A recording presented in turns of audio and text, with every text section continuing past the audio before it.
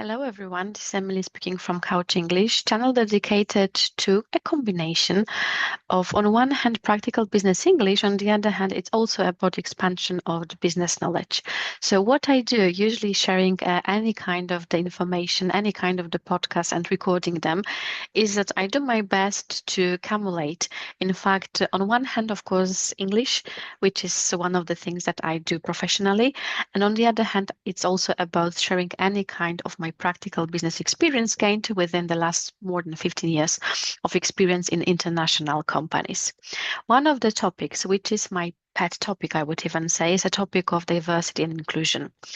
And on one hand, it's my favorite topic or most favorite or almost most favorite topic. On the other hand, it's also the topic that sometimes I even personally feel overwhelmed with. And why is that?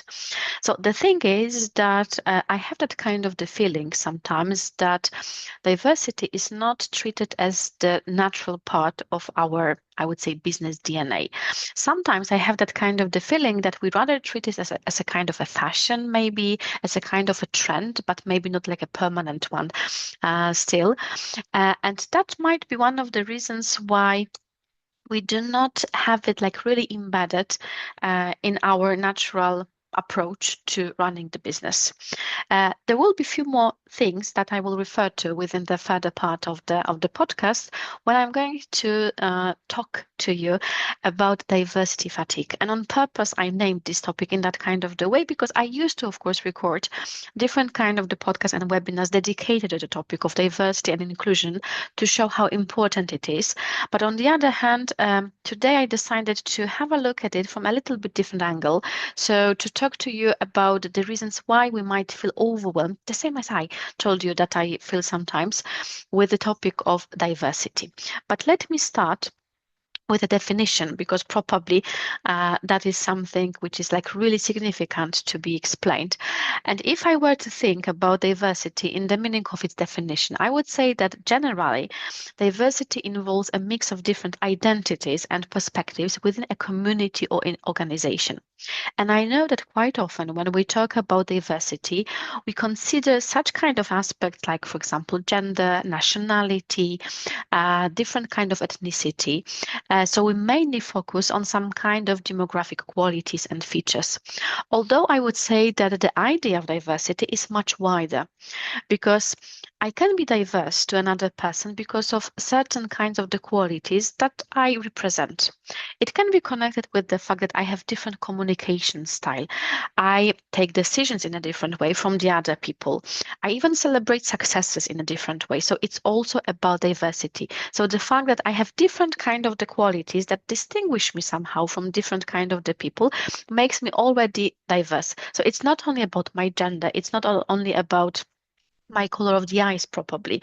It's not about my nationality. It's really much, much wider to understand that we all, as human beings, we are different.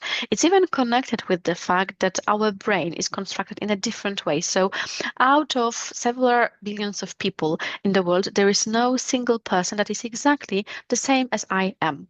And that's why diversity is something what I would say is like really naturally embedded in our social and business life. And the thing is that lately, when we are talking about diversity so strongly, and we focus on that topic so highly, we talk mainly about those qualities which are much more visible. So that's why I would say that we very strongly emphasize the gender, the nationality, the age probably. So these are the qualities that are much more visible. And that's why when we think about diversity, quite often naturally, if we have any kind of the associations, we rather think about those ones which I mentioned. And if we focus on them so strongly, we also started noticing that in the companies, we welcome people with different kind of the diversities. So even if in the past it was quite typical to employ for a certain position only men, for example, or mostly men, or only women, or mostly women, right now we can see that we try to be more open for different kind of the genders. And of course, it's connected with the fact that for many, many years, we've been generally just so focused on some kind of stereotypical stereotypical approach that even if because of certain natural qualities, like for example, physical stamina, it was possible to employ both men and women, somehow it was happening that only one certain gender was being employed. I would say that stereotypically thinking, it could be the example of nurse. That usually, if we think about nurse, it might happen that when we close our eyes and we are to imagine a nurse, it will occur that a posture of the woman will come to our mind. The same will be with other positions like a doctor, I would say. That also automatically it can happen that when we think of a doctor, we will think of a man. It does not mean, of course, it is happening like that. But still, in a lot of nations, in a lot of countries, somehow there are that kind of stereotypical approaches. Of course, again, I'm not mentioning that kind of the situations where, because, for example, of the physical qualities, like this physical stamina, I would say, there could be somehow no possibility to employ to a certain position a woman because men will be simply stronger. That's not about that. It's rather about somehow those stereotypical approaches and, of course, creating the proper possibilities for either man or woman or women to create for them the possibilities to gain some education, to gain some experience in certain kind of the roles. So now we are becoming more and more open to those different kind of the diversities. I gave the example of a gender, but of course it doesn't only refer to that particular aspect. And at the same time, it means that if we started that kind of the change, we also need to alter our mindset. Because for many years, we were used to something that we treat as normal or natural. And right now, when we observe that kind of the changes, at the first glance, it doesn't even seem for us, again, normal, I would say. I'm using that word on purpose because I don't even know what normal means, but on purpose because it shows our biases and our embedded mindset and our embedded way of thinking. So that's why something what is extremely important is to shift a little bit our mindset and make sure that if we have more and more diversities, or if we are more aware of those diversities, what we need to do is that we really need to make sure that everybody who works in the company feels good, feels well, feels like really welcome in the organization. And even if naturally or normally for many, many years, that kind of the person wasn't typical in a certain position, right now, it can really change.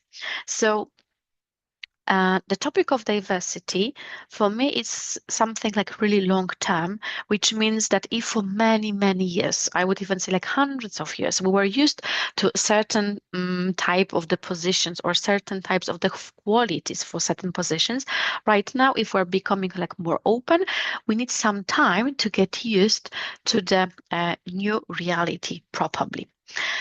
And at the same time, if I were if I was to talk about diversity and the fatigue, I would say that there is something what I can see as, I would even say, challenging, because on one hand, if we want to create the environment which is becoming like really, really much more open to different kind of the minorities even, let's say I was talking about the gender, so maybe I can also touch the topic of the race and nationality. So let's say that for many years, it was quite typical that on different kind of the positions, only the white people were employed.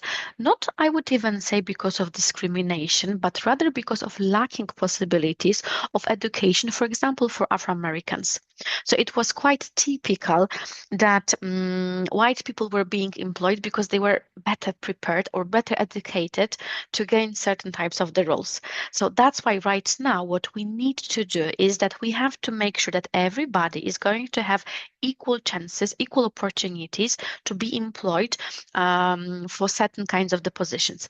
But this word equal is also difficult, because if for many, many years it was quite typical to propose some kind of the opportunities, for example, only to white people, or only to people of certain age, or only, for example, to men, or only to women, right now, if we want to propose those equal opportunities to everybody, it's difficult, because for many, many years it wasn't equal. So now if we want to balance that, well, certain amount of time will be needed to really find that kind of the balance.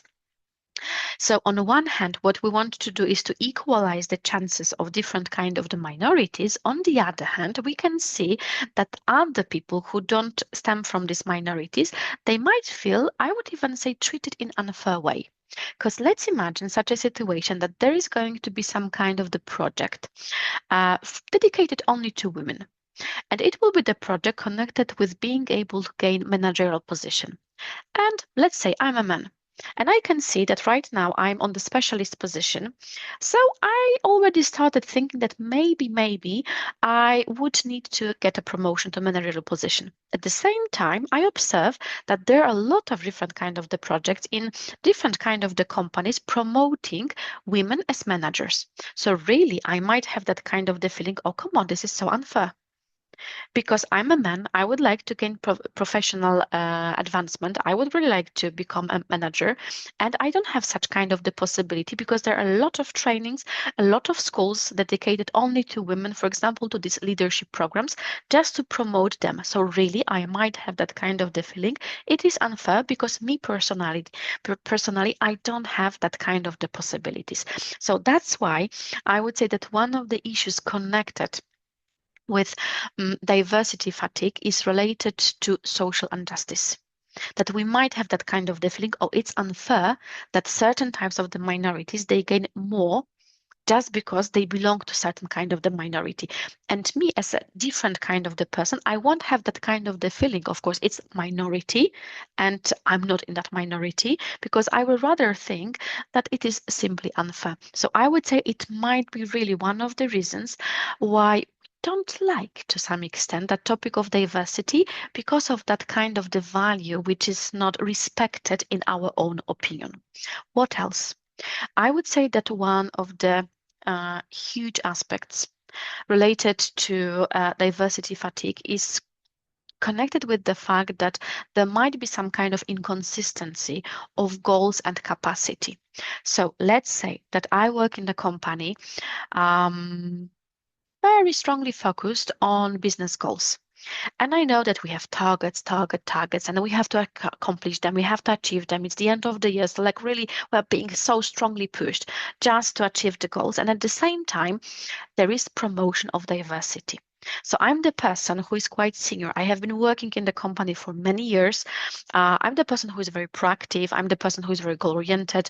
I'm really successful in what I do. And at the same time, I can see that it is being promoted that people from different kind of the branches without the experience which normally, again of course I'm saying normally, which normally was expected on that kind of the position, so those people who don't have that kind of the experience which I have, they are being employed, and at the same time, of course, they are not able to achieve the goals, which is completely natural and understood.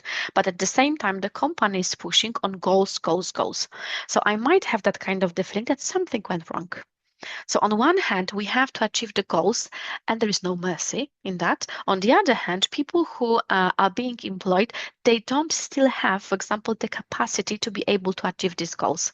So with that kind of inconsistency, again, I can understand that people, employees, managers, the companies, the business environment can be quite resistant to accept the fact that we have to be diverse and inclusive.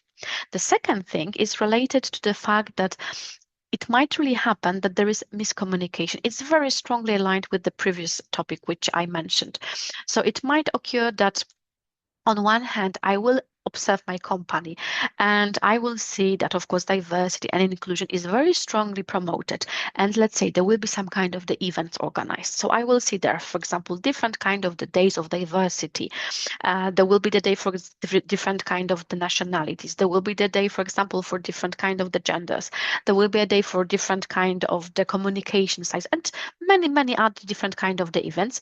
Of course, all of those events are not for free because they require a certain amount of money. And at the same time, there will be a message coming from the company that unfortunately, due to the tough situation, the financial situation of the company, for example, the bonuses to the employees will be not paid.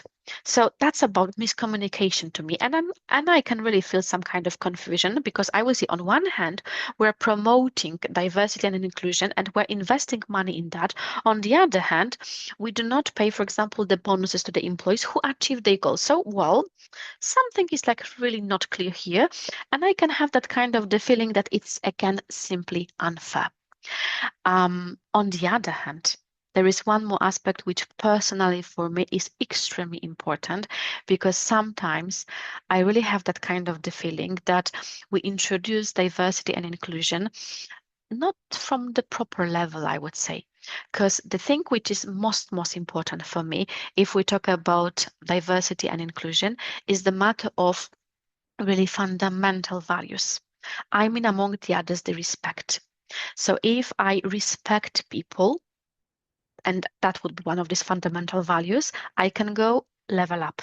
And then I can start thinking about different kind of the behaviors, different kind of the initiatives to promote everybody being welcome in the company. But if it happens that I'm gonna be like one of the managers who do not respect other people, who, for example, is a bully, who uses different kind of microaggressions, in that kind of the case, how can I organize those different kind of the events? How can I promote diversity? How can I even say that I created the environment that is inclusive if at the same time I do not behave properly in respectful way to any kind of the person? So that's why I would say first we should start with the values. We should check if there is, for example, the culture of the feedback, if there is the openness of people, for example, just to talk with each other, if there is the openness to receive that feedback that, oh, maybe you do not behave in a proper way and what you do is like quite disrespectful and I really do not like it. So first we should start with checking that kind of basic, I would say, human behaviors, and only then we can move a little bit further.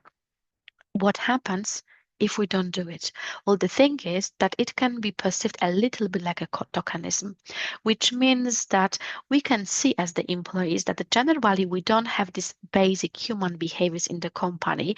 They are not so strongly anchored in our culture. On the other hand, promotion on the website connected, of course, with the topic of diversity and inclusion. So our thought can be, okay, it is just superficial. It's only on the website. In reality, it is completely different. And we can become a little bit disillusioned. And we can have that kind of the feeling that we wouldn't even involve or we won't even involve in that event of diversity and inclusion, because if we feel it is fake, if we can see it is like really just superficial, why should we involved? And that's why for me it is another aspect that if we want to introduce diversity and inclusion in that natural way, to make it the DNA, let's first check with the employees. Let's check how they understand diversity. Let's talk with them and expand that definition. So it's not only about the gender, it's not only about nationality, but it's about the fact that we have, again, these different communication styles. We have different ways of taking those decisions. We have this different kind of the approach to celebrating the successes. And if we're going to understand diversity in that kind of the way, then let's sit together and also agree on some kind of house rules. So how should we behave inside of the company to make sure that everybody, no matter what kind of the person that is, that everybody feels really welcome, nice and pleasant in the organization. And let's of course also organize different kind of the resources which are necessary to be sure that we will be able really to promote and to obey those kind of behaviors. Otherwise, it really won't work. So that's why, again, just probably closing that topic of diversity fatigue, I would say uh, to be sure that it's not superficial, to be sure it's not fake, and to be sure that people are not going to treat that kind of the aspect of diversity and inclusion as some kind of the fashion, as some kind of the trend, and they will see that, yeah, this is just something like completely natural. It is again something anchored in our culture. They won't even pay attention to the words diversity and inclusion because they will simply feel good in a company. I would say what is important is authenticity. If it is real, if it is natural, it works. And it's also about the patience. If we want more different kind of the people to be employed in the company, if we want to promote some kind of the qualities that were not typical till now, if we talk about different kind of the positions, let's be patient. We have to wait because the mindset, it doesn't change within one day. It needs really some kind of the time. So let's be patient in checking, observing the change, and let's be responsive. So let's see what employees are mentioning. Let's check how they feel in the company. Let's see what they are missing, and let's not impose some kind of the rules, some kind of the events and initiatives because they're like quite typical in the market, because they're like quite famous and catchy. So we can promote it, for example, following our website. But let's like really make sure that we are going to introduce that kind of the initiatives for which the organization is ready and which are also important from the point of view of employees and which are also important from the point of view of our organizational culture and DNA. And I believe that with that, probably I would finish, but please remember that all kind of the podcasts, different kind of the webinars, inspirations, you can really find a lot of different kind of the inspirations following either our YouTube channel or following also our website. So I'm definitely inviting you not only to listen to that one, but also the other ones. Thank you very much.